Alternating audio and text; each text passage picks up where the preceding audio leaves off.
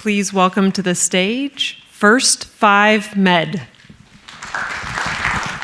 Hi, I'm Stephen Hobson. I'm a student at the medical school. I'm here to tell you about the First Five, emergency response for everyone. Our goal is to train everyday people how to save a life in the first 5 minutes of a medical emergency, and our belief is that with the right training, anyone can save a life. The inspiration for this, the reason I'm passionate about it, is from my time serving as a Special Forces medical sergeant in the U.S. Army Green Berets. The military had a big problem at the beginning of the war in Iraq and Afghanistan, is that soldiers were dying unnecessary, preventable deaths because the only people trained in medicine were medics and doctors. So the way they overcame this was by giving every soldier a baseline of the knowledge and skills to save life until the medic could get there. Hugely successful. Some units had the goal of reaching 0 preventable deaths. And you might be thinking, well, that's great, but we're not in combat, that doesn't really apply. But it does. Trauma is the #1 cause of death for Americans under the age of 43. 200,000 deaths per year. That's 1 person every minute. 30% of these were also deemed preventable, meaning that 60,000 people every year are affected by this and could still be alive. So that drives our vision, which is teaching everyday people how to save a life in the first 5 minutes of a medical emergency. This is a team made up interdisciplinary team representing the schools of medicine, public health, and education. Our solution to this is by making that training accessible to everyday people, keeping it hands-on with realistic training scenarios, having medical students lead that instruction going to their campus and community, and then tailoring those scenarios to each group that we train. Target audiences include high school and college students, as well as local community organizations and businesses. This is an overview of our training. Safety first, call 911, make sure help's on the way. Stop bleeding with pressure, make sure the patient can breathe, and if their heart's not beating, start CPR and continue until help arrives. There's some pictures from the training we ran, really highlighting this hands-on approach with realistic scenarios. These are 2-hour sessions, and we survey these groups ahead of time to say, what do you specifically want to make sure we cover? And we cover it. And again, those targeted audiences, high school students, college students, and local organizations. This is what makes us different. Nobody else does these realistic scenarios tailored to individual groups. You have that initial buy-in and interest from your students, so they want to do it, not just required. And we also want to keep that free to the end users by only charging those schools or organizations a very accessible fee. Because what we saw, and I'll show you this next slide from our customer discovery. Certification is in progress, pending the approval for the Bureau of Professional Licensing in Lansing. 170 plus students here on campus want to do our training, which is really exciting. 2 hours is what they would spend, and most companies start at 6 hours. Half of the students want to do it only if it's free, and the other half will pay somewhere in a range of $10 to $50. But other companies offer starting at $93 for those hands-on workshops. So this is a huge number of people who are super excited to do this, and it's a missed opportunity. The majority would also pay an additional $20 for their first kit.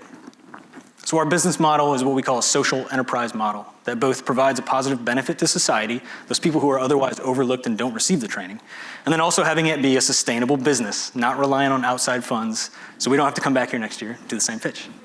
So how do we keep it sustainable? Reusable training materials, that's an upfront cost of about $2,000. It can be used over and over again.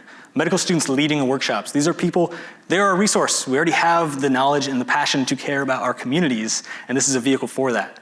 It's also recruiting new members every year is another way to keep that sustainable with leadership organizations and our student organization.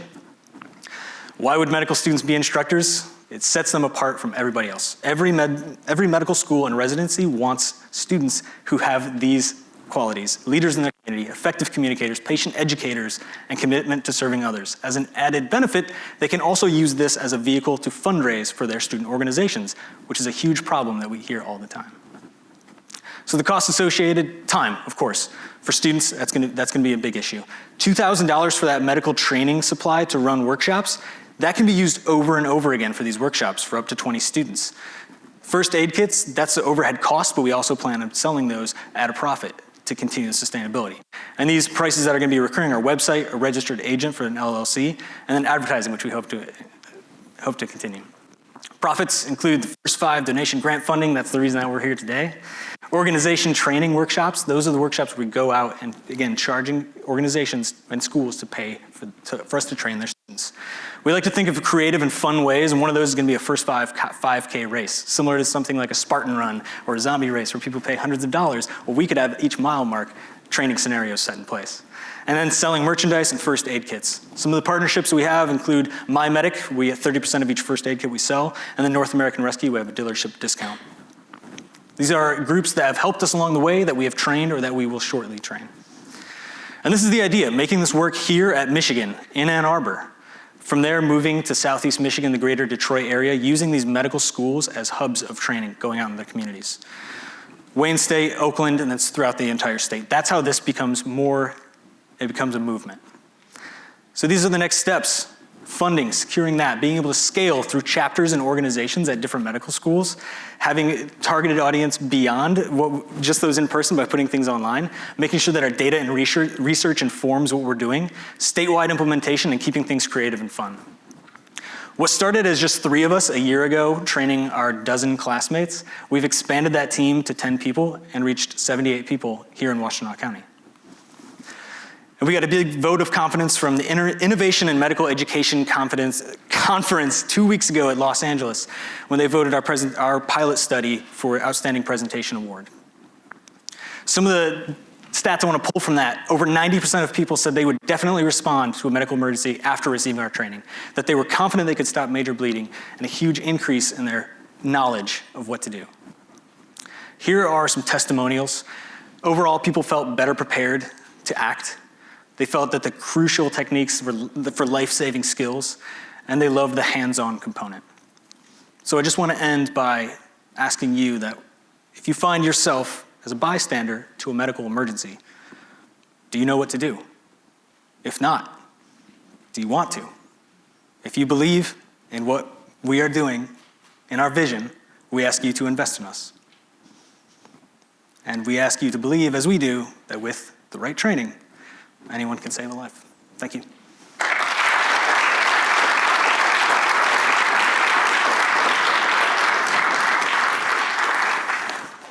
Steve, there's no doubt about your passion and where it comes from, and there's no doubt about the social impact and the numbers.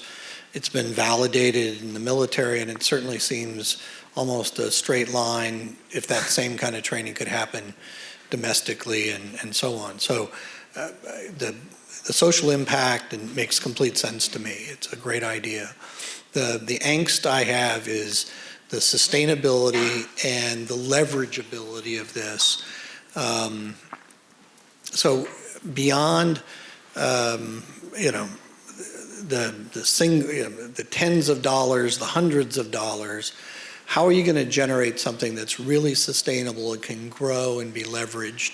Yeah. Is that going to be done with the 6 of you? Is that going to be done through partnerships? How do you think about that? That's a great question. We thought about that all day. We were talking about this, and that's something that we really envision, right, is implementing this at other schools, keeping that decentralized approach, right? So kind of like the Airbnb. You don't build hotels. You say, who has a house, who has a room, who wants to stay here and give us some money? So that is one way to keep it flexible, decentralized, and focusing on medical schools, turning this into a movement across the country. Another way, like you mentioned that word partnerships, and that's huge. I talked to the chair of emergency medicine here, Dr. Newmar, and that was his advice to me. He said, be open to partnerships. Unless you are totally committed to having your own brand, there are big names that have these structures in place. And I think that was very wise advice. He said, just be open to that, and you could be a unique, innovative approach to already existing options. So that'd be one way, again, showing that there's excitement behind this and enthusiasm and that it actually works and can spread throughout the state, I think is a good way to then come to people with saying, can we talk about partnerships? Does that make sense? It does. We, You want to give me 3 examples of potential partners? Yeah, it was fine. Oh, okay. One that we received in feedback from our initial pitch presentation, which was really interesting to us, was the AED manufacturers. Sorry. Oh, one of the, I see. Oh, is he here? Yeah. So yeah, and that's a really great potential partnership. You know, they're manufacturing all these AEDs and supplying them in large industrial places. You know, are they being used? Obviously, we don't want them to be used more than they need to, but do people really know? Are they really equipped with the knowledge to use it? And working with them to best create a good environment. I will add to that as well. One of the companies that we have a dealership discount with, the North American Rescue, they provide what they call bleeding control kits. And if we could also implement that when we have these AEDs and placed in more locations, have those co-located, because really that's only for one, that serves one purpose and it does it well, but that doesn't cover a whole myriad of other conditions. Does that answer that question? I think you guys did a great job, great pitch. A question that I had is what factors of the training are consistent versus what's variable, and like what are the risks of that variability, and how do you control that? We have a standardized curriculum that is set up with teacher expectations and student expectations. So once individuals are trained to be trainers, they will follow that script. So that script is standard across instruction. So that's a way we would maintain consistency and also ensure that we're getting participation from the students and those that we are instructing so that they have those skills. I have a specific example as well. We always covered those steps of safety, call 911, address bleeding, breathing, and that heartbeat. We always cover that. What's variable is, I want to show here, this is what Alex can do. Sorry, this is fake, sorry. Alex can really create these scenarios based on who we're training and can bring that out. And I want to give you as well a specific example. When we trained the staff of the United, I will change it for you. Sorry about that. It's fake, it's makeup. So when we traced the staff of the United Way, that was an older population, and they wanted to see signs of a heart attack and signs of a stroke. So we worked with the standardized patient clinic here at the University of Michigan's medical school, and we had one of their employees who's trained to act out roles, play the roles of having a stroke, of having a heart attack for them. Then when we trained that 7 Mile Music nonprofit in Detroit, they were running a summer camp for children in Detroit. There were bees on the campus, and they said, we don't know if there's allergies, but we want to be trained in EpiPens. So we had EpiPen trainers, and we trained them on that. So, and actually, real quick funny story on that. They came to me the next week and they said, one of our kids got stung by a bee. And I was like, oh, were they allergic? Like, no, but I was ready. And I was like, okay, I'm glad you didn't have to use it. Yeah. So what we keep consistent is the curriculum that we're teaching, and so that is consistent in every training. What changes are the scenarios that we do at the end. And those are the hands-on scenarios. You saw some pictures of what I can do. I have a background in theatrical effects. And so when people say, we want to see what to do when there's a gunshot wound, we want to see what to do when there's a laceration, we want to see what to do when someone suddenly collapses on the floor and we're not expecting it, how do we handle that? And part of this that sets us apart is being able to do these theatrical effects, because you learn really, really differently when things look real. There's a difference between doing CPR on a model and when someone standing next to you drops to the ground and you don't know what to do, you don't know what's happened to them. And so running those realistic scenarios makes a huge difference here, and it makes things stick in people's minds.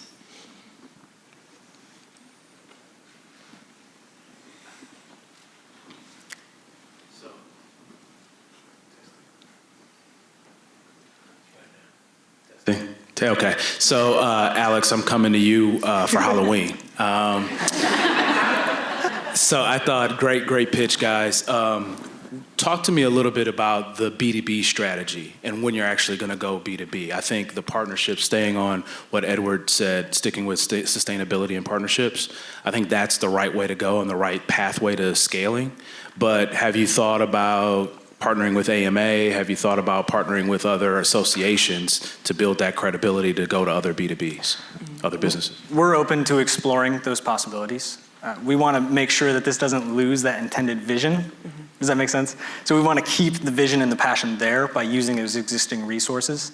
One way to do that identified role that Alex and I are both in is through emergency medicine interest groups. Every single med school has one, and this is full of students who care about emergency medicine.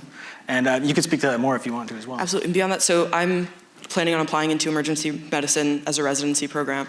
And so part of what's necessary for that is demonstrated interest. And they look for leadership roles, and they look for people who are going out into their communities and showing that they're passionate about these things. And so that's how we can kind of ensure not only that we are a sustainable organization through the emergency medicine interest group and wilderness medicine interest groups here, but every medical school in this country has an emergency medicine interest group, and everyone who wants to apply to those residencies is looking for positions like this.